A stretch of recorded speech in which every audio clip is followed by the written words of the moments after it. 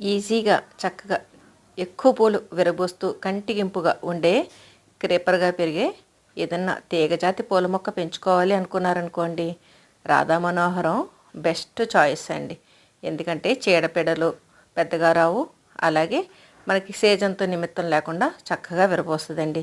ఇప్పుడు మీరు చూసేది రేఖ రాధా మనోహరం, ఈ ప్రక్కనే ముద్ద రాధా మనోహరం అండి. రెండూ కూడా నేను ప్రక్కనే వేశాను.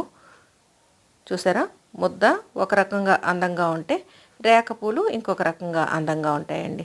గుత్తులు గుత్తులు కింద విరబోస్తాయి, రేఖైనా ముద్దైనా.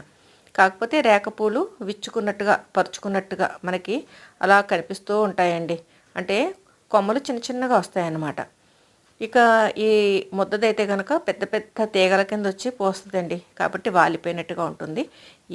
ఏ రకంగా చూసినా రాధా మనోహరం అందంగా ఉంటుందండి.